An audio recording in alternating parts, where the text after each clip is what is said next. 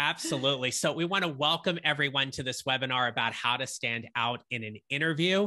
My name is John Neral. I help mid-career professionals who are feeling underwhelmed, underutilized, and just really help them show up to find a job they love or love the job they have. I am honored to be sharing the mic today with two wonderful and fabulous co-facilitators and colleagues that I'll have them introduce themselves to you as well. Robin, I'll let you start and introduce yourself first and then pass it over to Maria. Sure. I am Robin Merle, and many of you may know me as the author of Involuntary Exit, A Woman's Guide to Thriving After Being Fired. And I'm also a fundraising consultant, and I've also been an executive for big companies, and I can't wait to tell you what I think as an interviewer when I'm talking to all of you. And I'm thrilled to be with John and with Maria. So on to you, Maria. Yep. Okay. Well, again, I'm thrilled. And just to Robin's point, I was interviewed in Involuntary Exit. Yes. And so I support her book and the theme and think it's very relevant. I'm Maria Rosati. I'm the owner of Eminence Communications, which is a marketing consultancy, and I focus on building personal and corporate brands. Nice. So thank you both. John. Yep. Yeah. So thank you both. So just a couple of housekeeping rules as we get started. Everybody is on mute. But we do want this to be interactive. And so we're just going to kindly ask you to hold your questions until the end. Each of us are going to talk for about 8 to 10 minutes, somewhere in that ballpark, about some specific areas from our expertise to help you stand out in an interview. And then obviously looking forward to your questions at the end. Feel free to put them in the chat.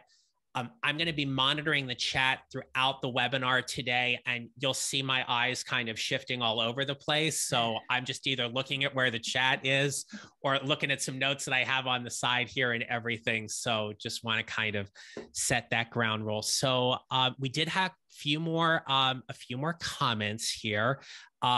Gail shared, love to hear a few new great questions to ask to assess fit and understand the real needs of the role.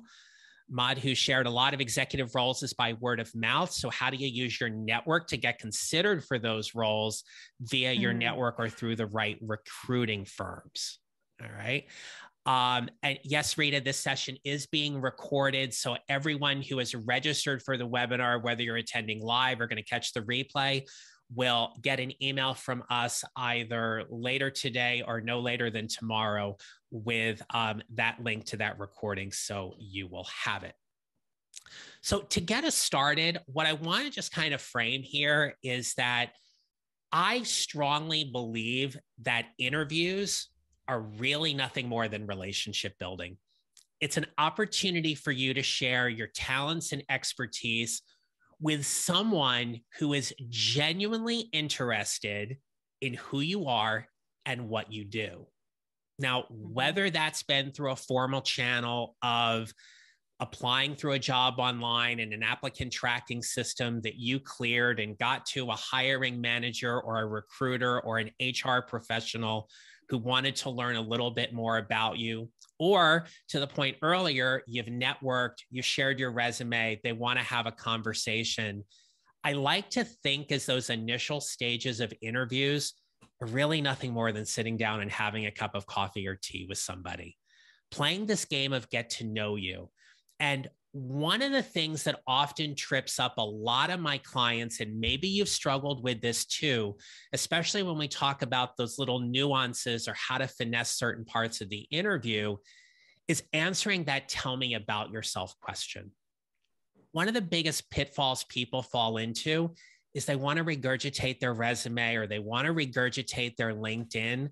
This is an opportunity for you to share something about yourself.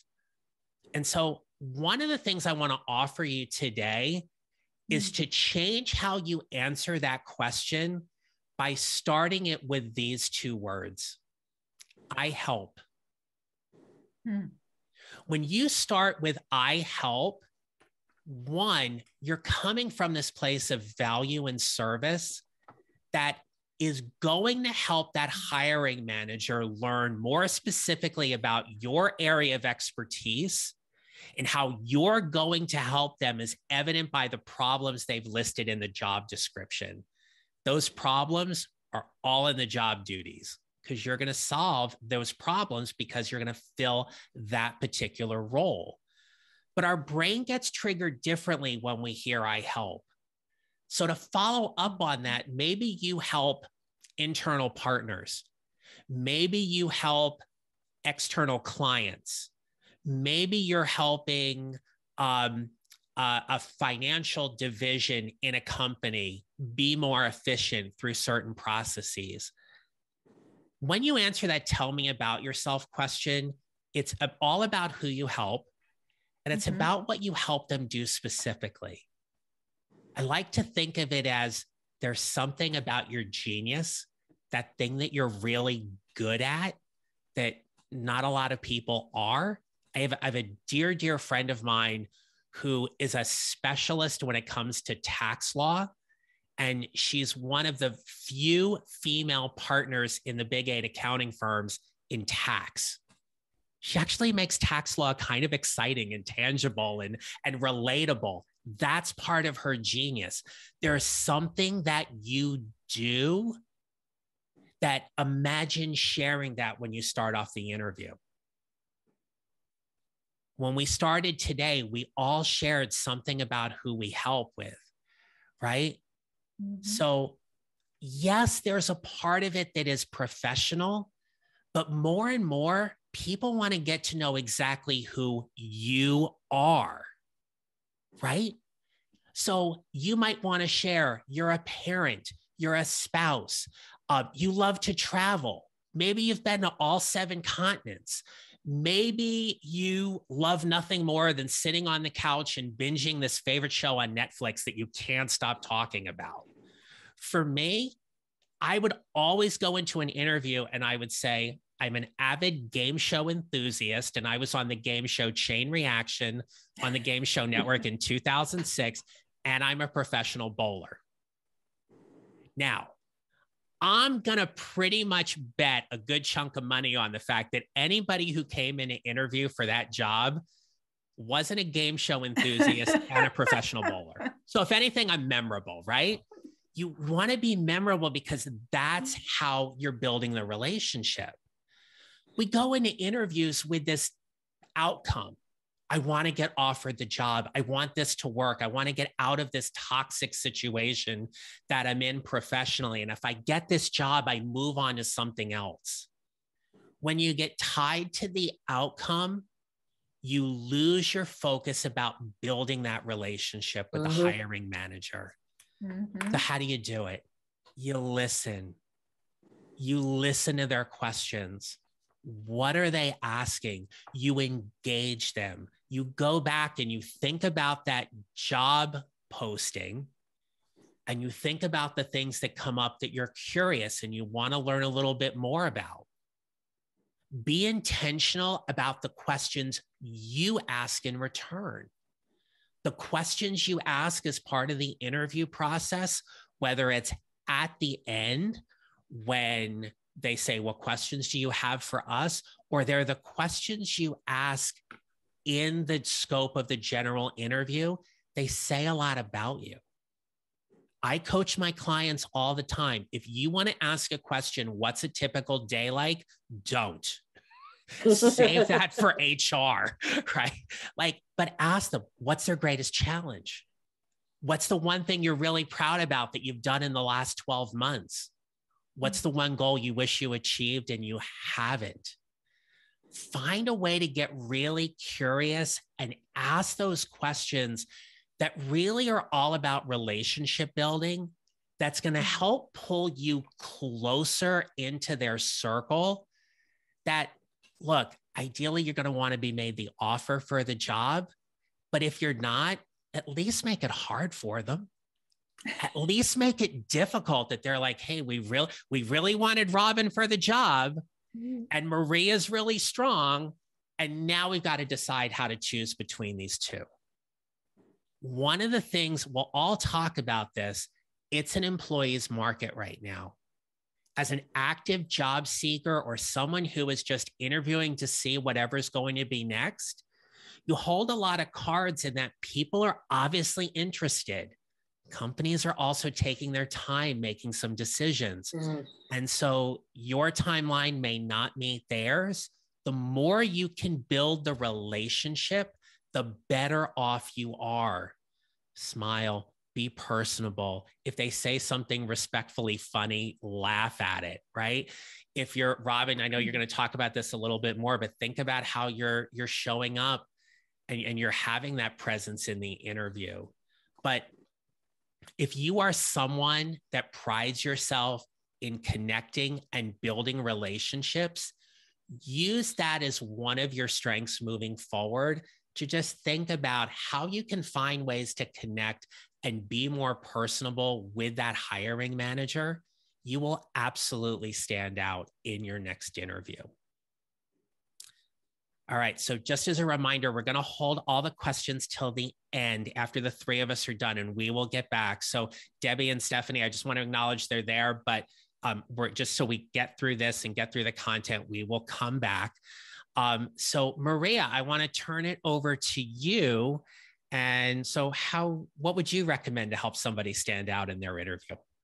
So a lot of what you said resonated. And before I go into, controlling the narrative, but, what you said, it's a lot about how you build the brand too. It's individualizing and personalizing yourself to build that relationship. So it's really connecting and coming in as a person and not someone that's just fulfilling the requirements of the job. And that's kind of what I'm going to speak to as well. And, Robin as well. And I think that's the common thread of this webinar is how you get really personal. So you're not just another stat that walked in the door. And so I spent 30 years in corporate communications on the agency side and in-house. And so given that, I did lots of media training, either sat in on it, was part of it, or, so anyway, media training was always part of my job. And so what I took from media training is how you control the narrative. So, we go in again, like John was saying, and we want to just follow the interviewer's lead. And you don't have to do that. Obviously, everyone has to prepare, you have to know what the role entails, do some background on the interviewer, the company, be thoroughly prepared. But where it really differs is you taking control. So again, it's like what John said, it's coming in or leading off with a question, or you starting the conversation so you control where it goes. And again, the interviewer gets to know your value proposition and what makes you unique, so that hopefully at the end of the interview, you stand out. So some of the things we teach in media training is, instead of just answering the question, which most of us do, I feel like we get worked up in an interview, so we just want it to go really fast and get through it. And instead of just answering the questions, give color. It's all about storytelling. So, tell me about your greatest challenge. Set the narrative. What happened? Who was in the room? Why this challenge came about? What you did as a team, or how you benefited? What the results were? How it was viewed? Did you move up given that? But really add color and showing that you know the subject, you've done it, you know the tactic, but you're telling a story about you and your career. So that's the really be descriptive. Practice active listening. So when you're being descriptive, paraphrase, use some words, every company has its own vernacular, vocabulary. So if you can take a word the interviewer used and turn it around in your answer. So the whole active listening is really important. And then, one of the things we teach in media training that to make a point to have it stand out is to use anecdotes, metaphors, similes. We call it signposting. the three things I'd like to tell you about my career.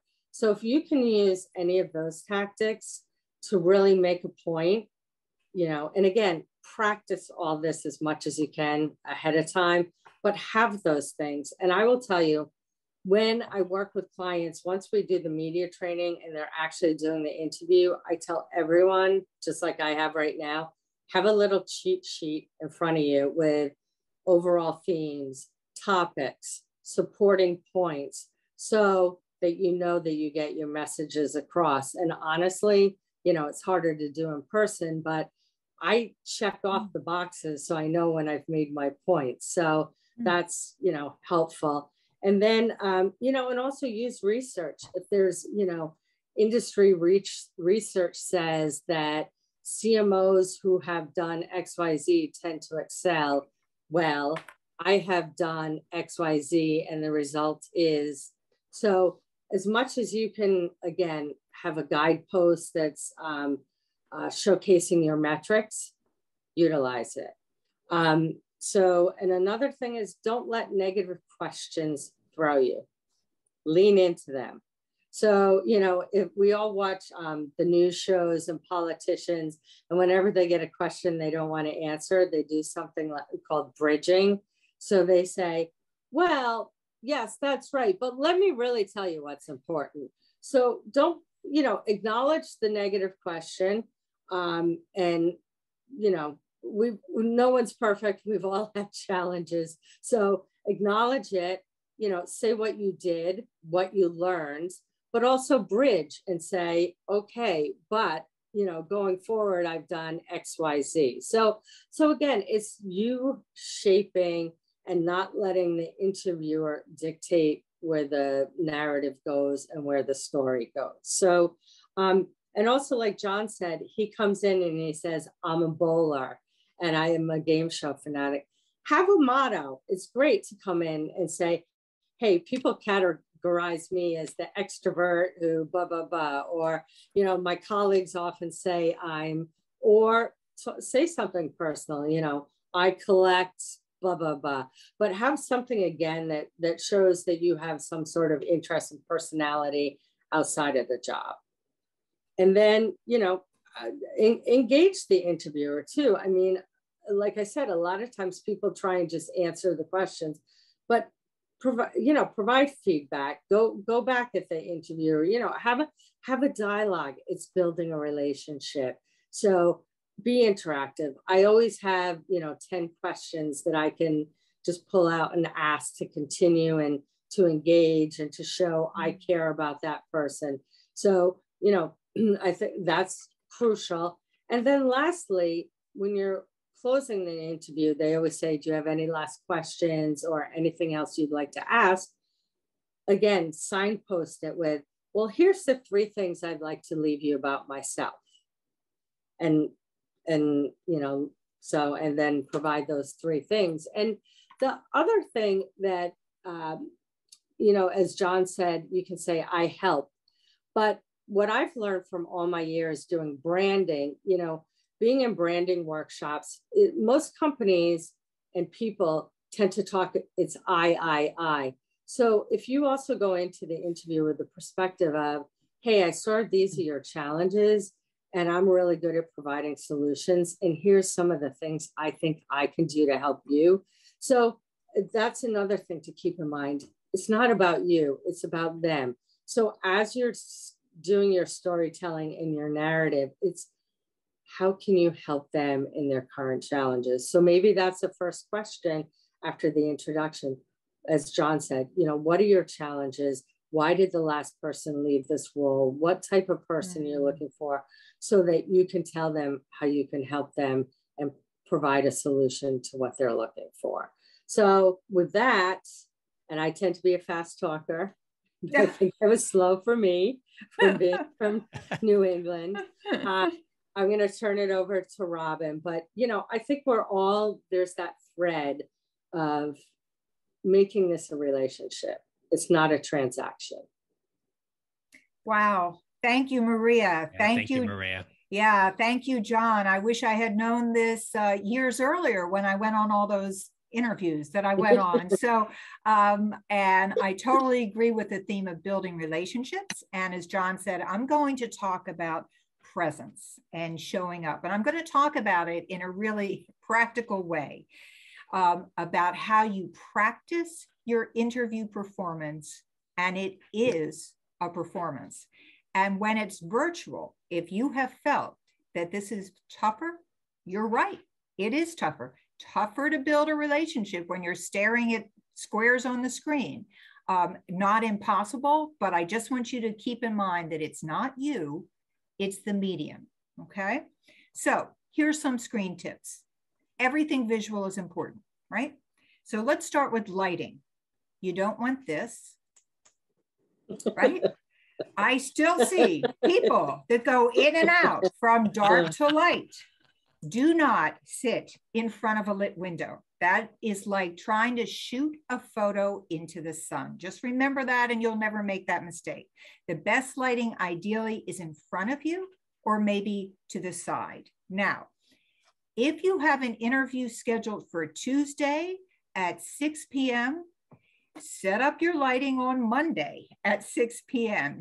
Always check your lighting at the same time of day as when your interview is scheduled, okay? Sound. You don't need major headphones or a mic, like John has a mic because he's a podcaster. I'm using these earbuds, which you can certainly use if you feel that your laptop sound isn't good. Check your sound before you go live. Don't check that the day before because we all know there are gremlins in our IT. So check your sound, check your lighting. Bandwidth. If you're in a location where a lot of people share your bandwidth, you tell them, I'm having an interview at 2 p.m., get off Netflix, use your phone, get off the bandwidth because you don't want to freeze, and hopefully we won't freeze now and negate everything I'm telling you. Here's an interesting tip that someone told me. A blurred background uses more bandwidth. So if your bandwidth is scarce, don't use a blurred background. Background. Office backgrounds are great. People say the ideal background is a scrim that's either a white wall or a solid color. The idea is not to be distracting. Does anybody see anything wrong with this background? It's like the person walking behind those players. Okay, you want to check your background before you go into an interview and make sure there's nothing distracting and the focus is on you. What you wear. Now, I'm sure Maria has told many people what to wear in front of the media. The standard recommendation is don't wear large patterns. You can wear small patterns. Wear rich colors. They tell you not to wear black. I like to wear black. Wear something that complements your coloring. Practice. How do you practice for a virtual interview? Zoom actually makes it pretty easy. You can have a Zoom interview with yourself. You go onto the app, you press new meeting, which is the orange icon, and there you are on the screen. And right away, you see everything that your interviewers are going to see. You can do this on Teams. You can also do it on FaceTime. I find that phones are a lot less gracious about how we look than our laptops, but you should practice and see what you look like. Now, you may be tempted to use some of the image enhancements that Zoom offers. For example, they can darken your eyebrows. I tried that once. My head went one way, my eyebrows stayed in place. It was so creepy. So be sure to check all of those enhancements that they're using to sell their product, okay? So do the practice with the lighting the day before and do your sound check the day of. Don't feel overwhelmed. Schedule with yourself a time to do your production practice. Now, the interview itself. As I said, I've interviewed a lot of people and people call me a tough interviewer. I don't know why, but I'm going to tell you how I behave as an interviewer, and hopefully this will help you. I'm going to have an impression as soon as I meet you. I'm sure you had an impression of us as soon as our faces popped up on your screen. Throughout the interview, it's up to you to either strengthen that impression or change it. Now, I never ask that question, tell me about yourself, because I don't like it to be asked of me, and I think it's a lame, lazy question. What I'm looking for is to figure out why you've made the choices you've made in your career. So I'm going to look at your resume, I'm going to see something that interests me, and I'm going to say, why did you make that choice? Now, this tells me a lot. It tells me how you think critically. And to Maria's point, it tells me how you tell your story. So I'm looking to understand, are we going to understand each other in a business setting? And how well are we going to communicate? That's what I'm listening for. I'm also going to be asking myself, and I love that John opened with this, how are you going to help me? Are you going to help me, or are you going to take up too much of my time getting up to speed? Sorry, that is the truth. That's what I'm thinking. And one consultant said, you know, always look at the interviewer, and John mentioned this in the resume review, as if you are there to help solve her problems. It's true. I need to fill a position. I need to fill a function. Usually have somebody interim, or it's not being covered, or we're falling behind. There's a reason I'm interviewing for somebody to come and help me. Those are the key words. I'm going to see it as a bonus if you bring me new knowledge of a system or experience with a system that I really want to have in my organization. That's going to help me leap forward, right? So that is a bonus to me.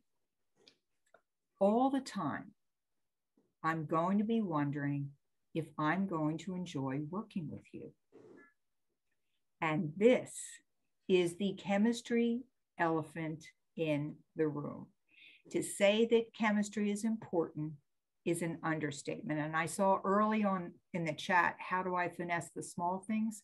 You're really trying to finesse the chemistry and the relationship of how you're going to work with each other. So in a virtual interview, establishing chemistry is really difficult. I had the worst interview of my life in a virtual interview with 9 people staring at me as part of a panel of a search committee. And I approached it the way that we've advised you to approach things. I tried to start a conversation, have an interaction, and what I forgot is that search committees are highly scripted. Everyone has an allotted period of time to ask their question, and often the chair of the search committee asks the most important questions and leaves the little questions to other people. So I'm sitting there thinking, why are they asking me this dumb question? And because I haven't Botoxed my entire face and I'm the only one they're looking at, it shows in my expression. So definitely pick up on the cues and follow John and Maria's advice. Listen, answer, thank them. And in my opinion, if you have a large personality, modify it until you get to the hiring manager and the decision maker, because this is consensus interviewing. This is just getting through the first gate with 9 people staring at you. And I've been part of a search committee, and I can tell you that I find them unsatisfying. I find them unsatisfying. I much prefer the one-on-one interview. Okay, preparing. Whether or not it's virtual and you do your Zoom production, or it's in person. When you make notes, write down your answers, it can be painful, but you should read them to someone. And then after you tell them your answers, ask them these key questions. What did you hear? Did I speak too long? What came across the best? And inevitably, they're going to tell you something that hadn't occurred to you, that wasn't your intention. But if you're lucky, you'll hit a few of those points, and then you have to go back. So don't be afraid to read out loud or to practice out loud with somebody else. It really is a great exercise. So let me recap. Set the stage for your production. Consider what your interviewer is thinking about, how you make choices, how you think, how you communicate. Will you be enjoyable to work with, or will it be awkward and anxious? And will you be bringing something extra to this role? Then I want to say you should be thinking the same thing about me, the interviewer. How did I make my choices? How do I think? How do I communicate? Will you enjoy working with me? Will I teach you something? Will this be a great learning experience for you? Now, if it turns out the job isn't a fit, you decide it's not a fit, they decide it's not a fit, it's okay. I totally agree with what John had said. All of these sessions add up to experience and information about what you want and who you are. So I'm going to turn it back to John to monitor those Q&As. So Robin and Maria, thank you both so much. We've already had a couple people in the chat already just chime in who had to drop off a few minutes early, but to just jump back to some of the questions that have already been posted and to honor those. So Sabine posted, what do you think about this as an alternative to starting your reply to the tell me about yourself question? I partner with these people or this group too. I mean, I think it's fine. I think if you like a different verb other than help, partner is certainly collaborative and supportive. I think the key point here, and I'm curious for both of your thoughts as well, we just don't want this to be very I-centric and bragging and boasting about all the great things you've done. You want to really kind of build that relationship from either who you help or who you partner with. And I have a different perspective on that. I like strong people and leaders. So I would say, well, why are you not giving yourself the full credit?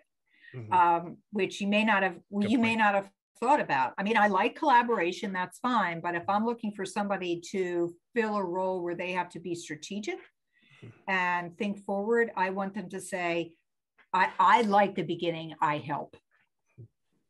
Yeah. Yeah. I have to agree with that. I feel like partner is too passive. And it needs to be more active.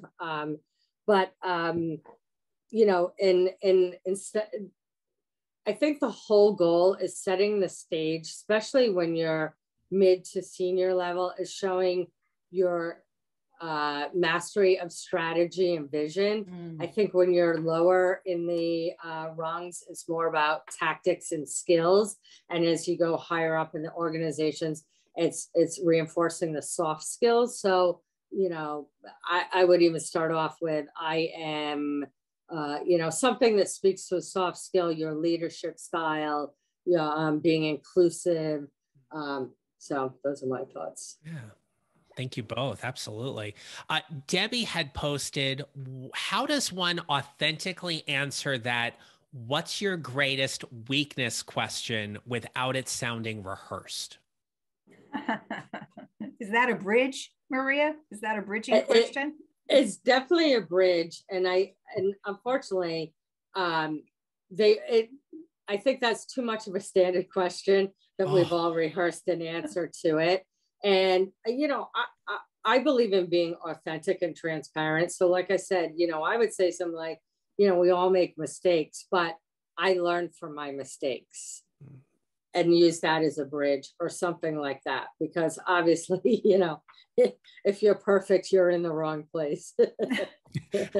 Yeah. I hate that question so much. And it amazes me how often that question comes up as I'm working with clients and things like that. I got asked that question one time and I said, my greatest weakness is that I can't change the oil in the car or I can't change the tire effectively. And I'm the biggest disappointment to my father in that area. And then the interviewer just looked at me and was like, I hate that question so much. But yeah, like it's one of those things I always say to people too. It's like, they're looking to see how you answer it. Yeah. Right. So we all have a weakness, right? But to your point, Maria, what have I learned from it? How am I improving that so it's not a deficit in my career or in my expertise in that regard? And I think if you have established a good relationship and you get each other's humor, I think what you said, John, is really funny. And I could say, you know, my biggest weakness is my inability to answer that question. What's my biggest weakness? I mean, I would just try to laugh it off for Bridget. Sure. Yeah. Thank you both.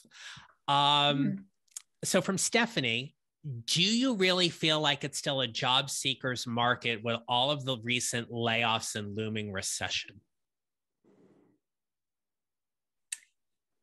I would say I do, but I just spoke to someone yesterday that's in the process. They've been made an offer and in the process of finalizing the offer and the terms.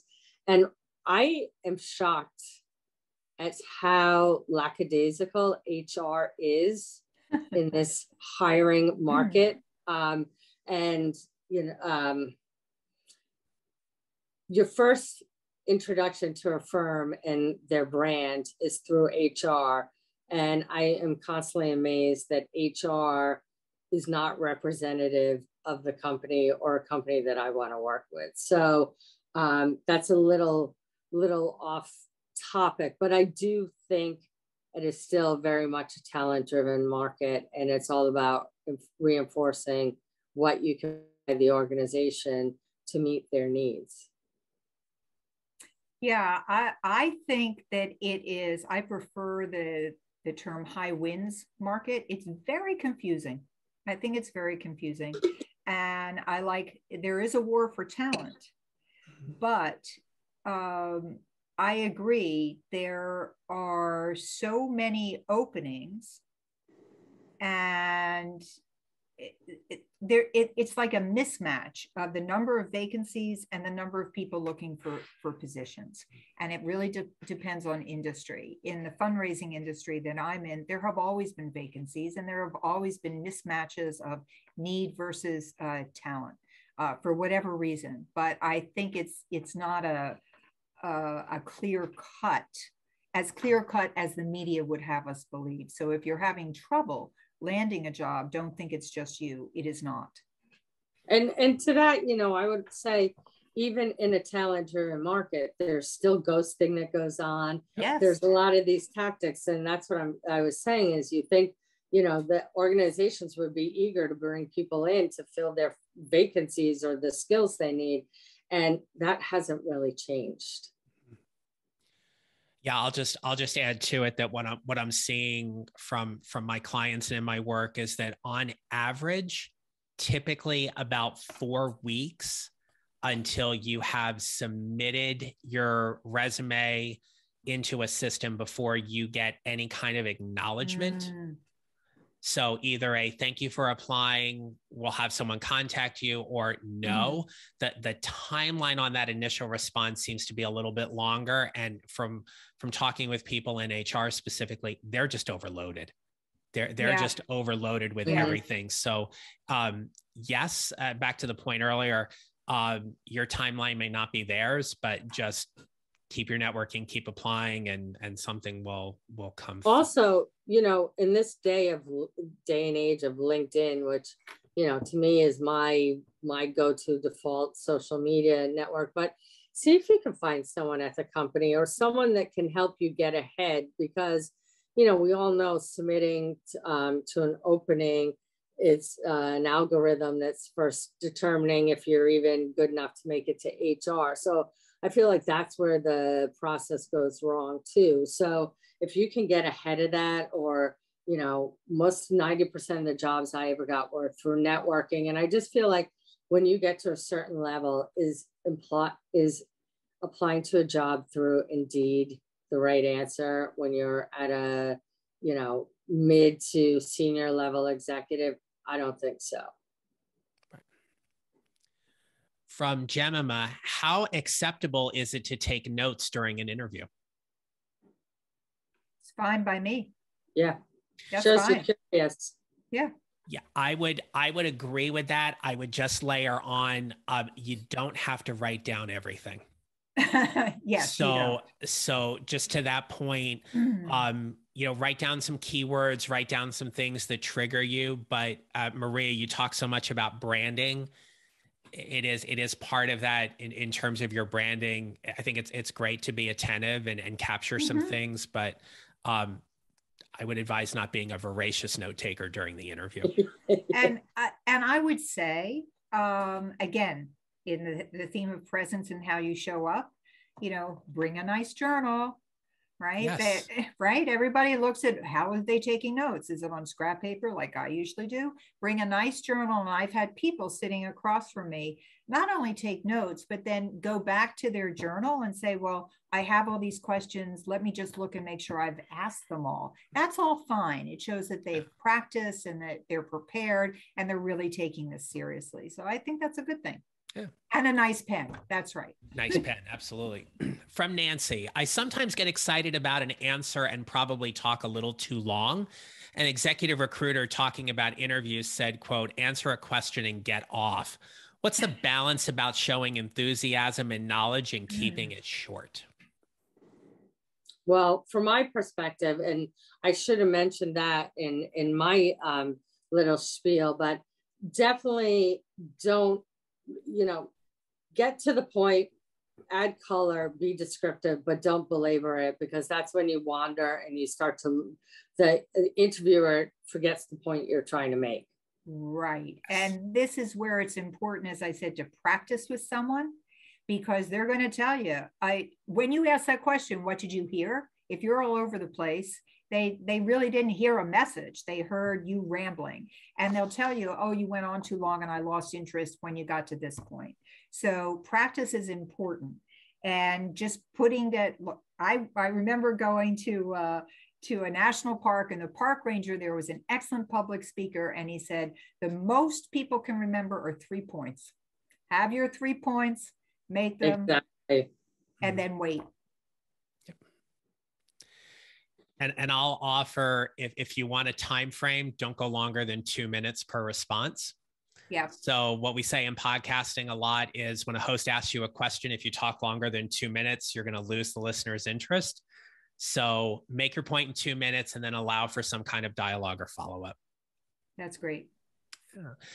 From Linda, is it a bad idea to ask what their concerns might be around weaknesses you might have? Yes. You're creating a negative tone. Yes. So I would X that out. Yes. Yep. Yes. Again, you want to come across as strong.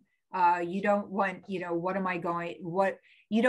to be asking them, how can I do better? Because then the interviewer is thinking this is going to be exactly how they are in the job. And you want them to be able to do the job independently. Yeah. From Hope. That's fine, Linda. Yeah. Yeah. From Hope, during interviews, how can educators address school security concerns? Ooh. Ooh. So as a former educator and educational administrator, I personally would welcome a question like that in an interview, especially during today's climate. We just know from the news and the horrific things we've seen on that. I would be very careful about how you word the question. So for example, can you tell me, because first of all, you're not an employee at the school, you are interviewing. So they're not going to share any kind of specific information because they don't know you in that regard. But it could be things like, what are you most happy about or proud about in terms of your school security plan? What have you worked very diligently on in terms of ensuring that all of your staff and students are safe? Yeah. Turn the question in that way so they'll understand your concern, but at the same time, they recognize from you it's important as well. Yep, I think that's true. And I think having worked at the John Jay College of Criminal Justice, if you are there and there's security at the entrance, which there was at the college, you can use that as a lead in. I noticed there was security at the college that made me feel safer. What are your plans for the future? Something like that, something innocuous that shows that you're thinking about it and noticed. Linda, if you're still with us live, if you could clarify your comment or question you wrote, like, does the team have weaknesses you're looking to fill? I'm not sure what you mean by that. I don't want to interpret that. So if you could just restate the question in the chat, we will get to it. Hope again asked, what are the three LinkedIn? I was just going to say to Linda's point, maybe she means gaps. Like, do you have gaps? They could be positive or negative. To fill in the team. Mm-hmm. They're thinking we want to fill in the team. Okay. Yes, gaps. Okay, thank you. Yep, you're spot on. You got it. Yep. Hope asked, what are the 3 LinkedIn to-dos and 3 to avoid? I'm guessing on LinkedIn, and then the same for one's website. I'm guessing when it comes to branding. What would you say are like your 3 LinkedIn to-dos? Well, a lot of people are nervous about LinkedIn, and I hear this time and time again from people that are new to LinkedIn. I only connect to people I know. Well, that's not the point of LinkedIn. The point of LinkedIn is to expand your network. So be open. I mean, nobody's going to stalk you. We don't have home addresses. You can use, a different email that you don't check regularly or whatever. But I could tell you, when done properly, I've had people randomly just reach out to me, and I built relationships with them, and it's opened up new opportunities. So I see it as, especially in COVID, where there was no way to virtually, to be in person and network. It's just a great way to network. But also, it's like anything else. You have to be active. So it is about posting. It is about commenting, because one of the things beyond building a network is building your brand as a thought leader and having a unique point of view. So you have to do that through posting content and thoughts and engaging people and tagging people and organizations. So that's, to me, the most effective way to use LinkedIn. And don't be afraid to reach out to someone and say, hey, I saw you work at XYZ company and I'm interviewing. Do you have time to talk to me? I've had people do that, and I'm more than happy to help if it's genuine. Mm-hmm. Mm-hmm.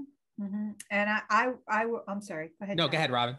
No, I will say that the same theme of building relationships works in LinkedIn, and sometimes even more so. So, when you go on LinkedIn, you have first, second, and third connections, and your second connections are really great people to interact with to make first connections. So it's important that you don't just treat them as a name and they're going to go on your list, but you actually communicate with them in some way, or you follow them, or you comment on their posts, or you show that you're interested in them as a person.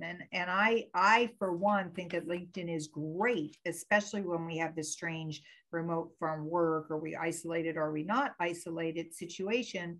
And it makes me feel like I have a broader community. Have a very good headshot. Yes. Your head is framed in that circle, head, neck, little bit of shoulders. Have a banner behind that headshot that you have personalized that is reflective of who you are and what you do. Canva.com, CANVA, is a great place to do that. This is a personal pet peeve. I will not get on the soapbox too long. When you connect with somebody on LinkedIn, please send them a personalized message. And when you send that note to them in 300 characters or less, make sure that you have found something in their profile, where they have worked, who they are connected to, or a keyword that you have picked up from their recommendations, that you are communicating why you want to connect with them and be part of each other's network. That I am more inclined to accept an invite from somebody like that, because I know they've taken the time. And when I do that in return, I get a lot of connections in that regard as well. Those would be my three. And then my big don't is, don't ever connect with somebody without sending them a note. Right. Don't do that. Let's see. David, in terms of appearance, what is proper attire for online interviews? Is business attire such as a jacket and tie okay, or passe? Well, I don't think it's passe. I think it depends on who you're interviewing with. Jacket and tie is always fine, and it shows a certain level of respect and formality. But of course, if you're interviewing with a company or organization that is not a jacket and tie type organization, I would wear something else. But Maria, you're the branding expert. So what do you say? Yeah, I mean, be yourself. Don't dress in a style that's not inauthentic. But, you know, if you're working in Silicon Valley, it's khakis and a dress shirt. And so it's just kind of knowing the audience. But, you know, hopefully you've already been in that career, so you know what the rules are. I do feel we are getting less and less formal. So if you are formal, you might stick out a little bit. But, you know, it depends. And it depends what role you're going for, too. Mm-hmm. And a follow-up, Rita asked, do the same rules apply if you're going to interview for a contractor role? Yeah. Yes. Mm-hmm. Would agree with that too. Yes. Yeah. Mm-hmm. Yeah. Mm-hmm. So we have about 5 minutes left. So what I want to do, since we have a pause, if anybody has any more questions, feel free to put them in the chat. I am going to put all of our contact information in the chat for you. This way, then you can certainly connect with us. But Robin and Maria, I would love it as well if you would just you know, share how people can connect with you or what you have coming up. So Maria, we'll go to you first. Yep. So I am very active on LinkedIn. So you can always find me on LinkedIn, Maria Rosati. And my website is eminencenyc.com. And I have a contact form that you can fill out if you want to get in touch. But, you know, LinkedIn, I'm on it 3 or 4 times a day. So that should suffice. And John's going to provide our emails too. Yes. Yeah. And then for you, Robin? I'm always commenting on Maria's LinkedIn posts. So I'm equally active on LinkedIn. My website is theprofessionalguy.com, all the words together. And John will post my email, and I will next be seen by some of you at Fundraising Day in New York, where I am going to be presenting on how to get promoted, and the secret is to know your value. Awesome. Nancy asked if we're open to connections. I think that's a fair yes from all of us. So feel free to connect with all of us on LinkedIn.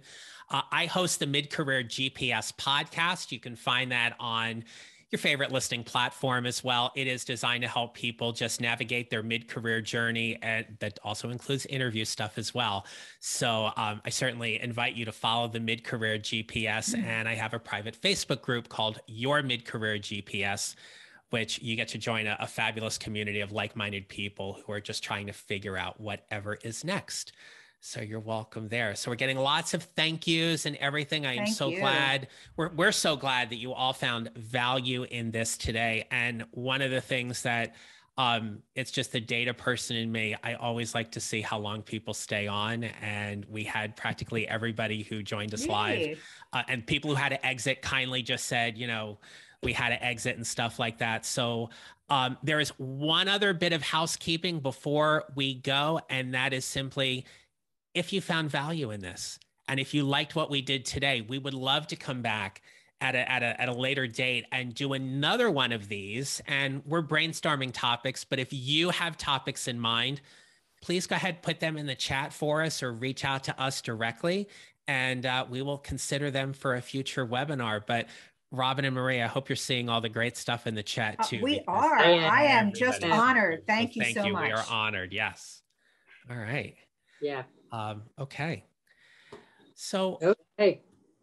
All right. I think we're good. So with that, Robin and Maria, if you will just stay on with me, and we can just have a little chat after this. But to everybody else, we thank you so much. We thank you for spending some time with us. We're glad you found this valuable, and we certainly hope the information we shared with you today will help you stand out in your next interview. So we look forward to seeing you at another webinar and connecting on LinkedIn really soon. Thank you. Yeah. Thank you. Thank you all. Thank you.